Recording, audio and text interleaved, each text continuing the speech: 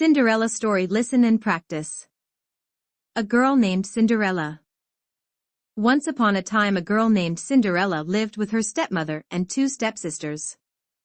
Cinderella had to work hard while the others slept till the sun was high in the sky. It was Cinderella who had to wake up each morning when it was still dark and cold to start the fire. It was Cinderella who cooked the meals.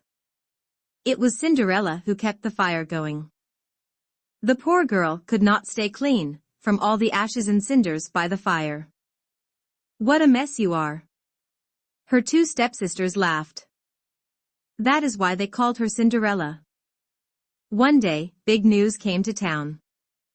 It was time for the prince to find a bride, and the king and queen were going to have a ball. All of the young ladies in the land were invited to come. The stepsisters were wild with joy. They would wear their most beautiful gowns and fix their hair extra nice. Maybe the prince would like them. Cinderella now had extra work to do. She had to sew 2 new gowns for her stepsisters. "Faster!" shouted one stepsister. "You call that a dress?" screamed the other. "Oh, dear," said Cinderella.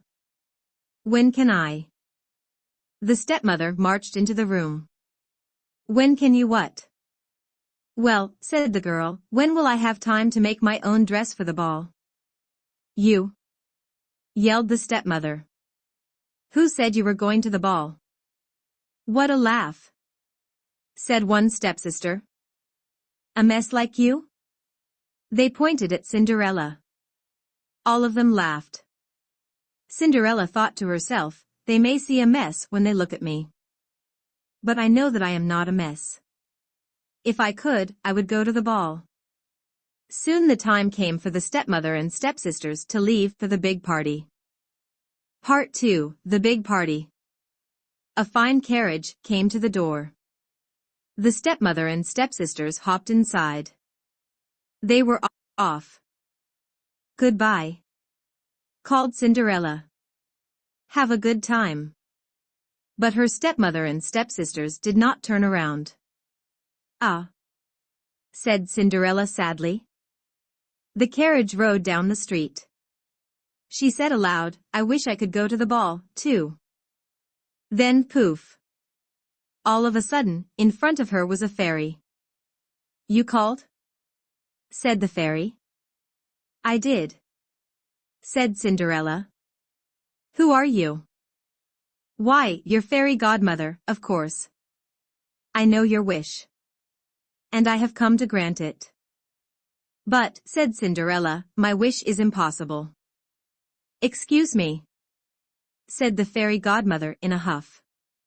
"Did I not just show up out of thin air?" "I suppose you did," said Cinderella. "Then let me be the one to say what is possible or not."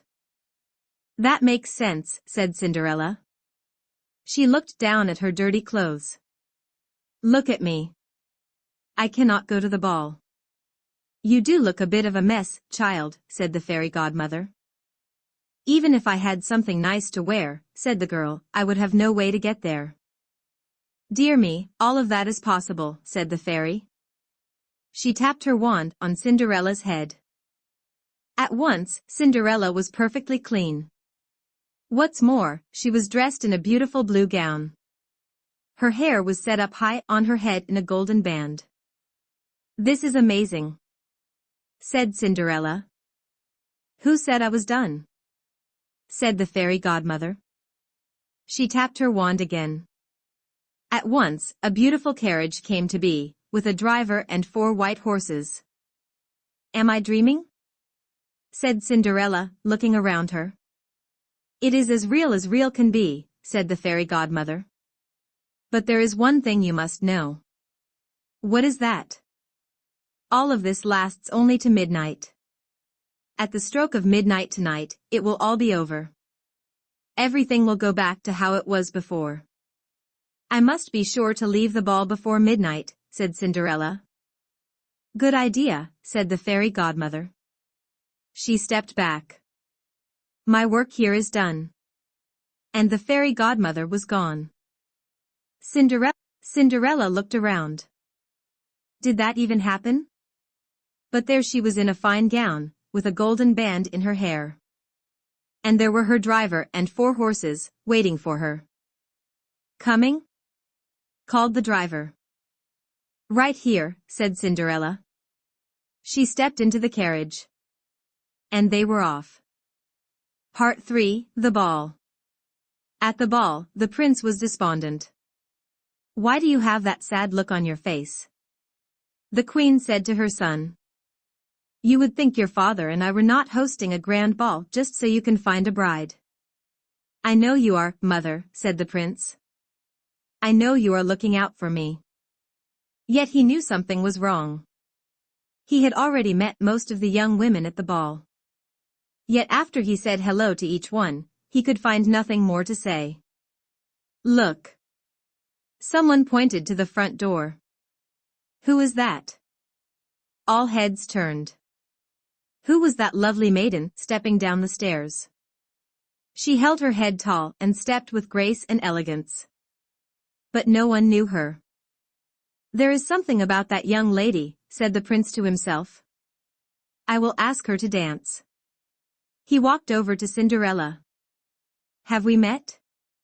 Said the prince. I am pleased to meet you now, said Cinderella with a bow.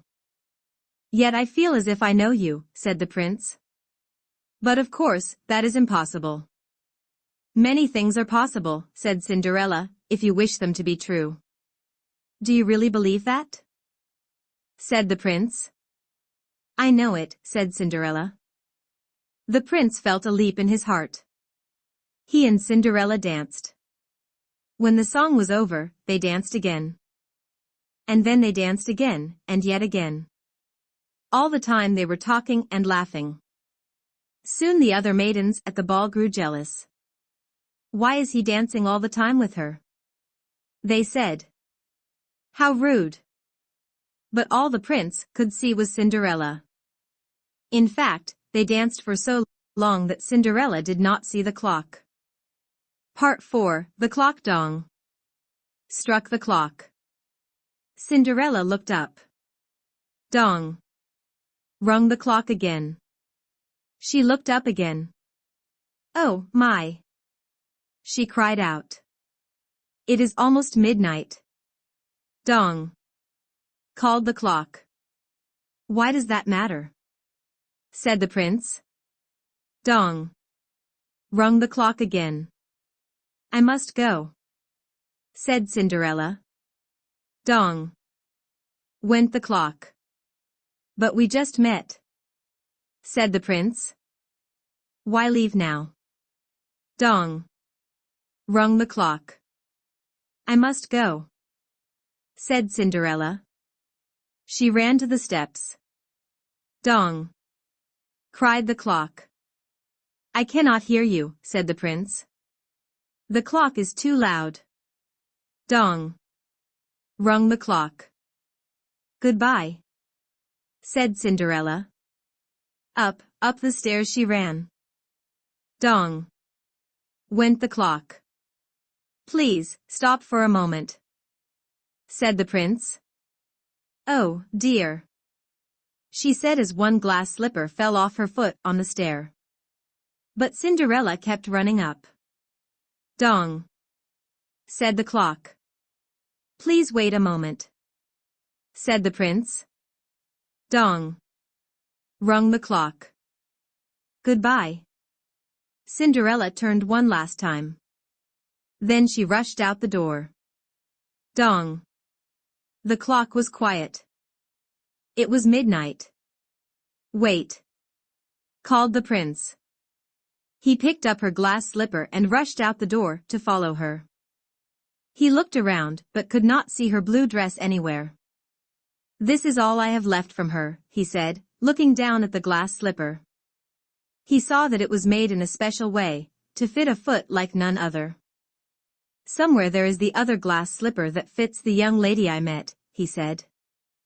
I will find her, and when I do, I will ask her to be my bride. Part 5, The Search. From hut to hut, from house to house, went the prince. One young woman after another tried to fit her foot inside the glass slipper. But none could fit. He asked if they had the other glass slipper. But none did. And so the prince moved on. At last the prince came to Cinderella's house. "He is coming!" shrieked one stepsister as she looked out the window. "He is at the door!" screamed the other stepsister. "Quick!" yelled the stepmother.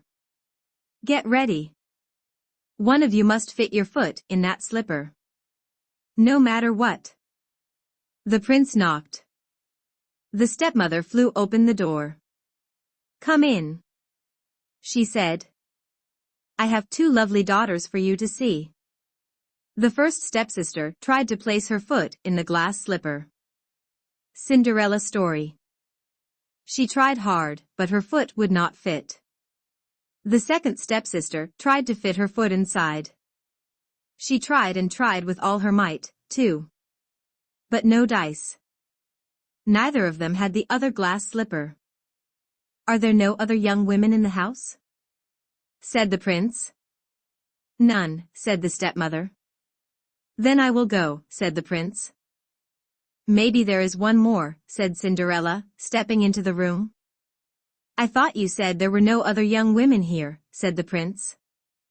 "None who matter," said the stepmother in a hiss. "Come here," said the prince. Cinderella stepped up to him. The prince got down on one knee and tried the glass slipper on her foot. Cinderella story. It fit perfectly. Then, from her pocket Cinderella took out something. It was the other glass slipper. "I knew it!" he cried. "You are the one." "What?"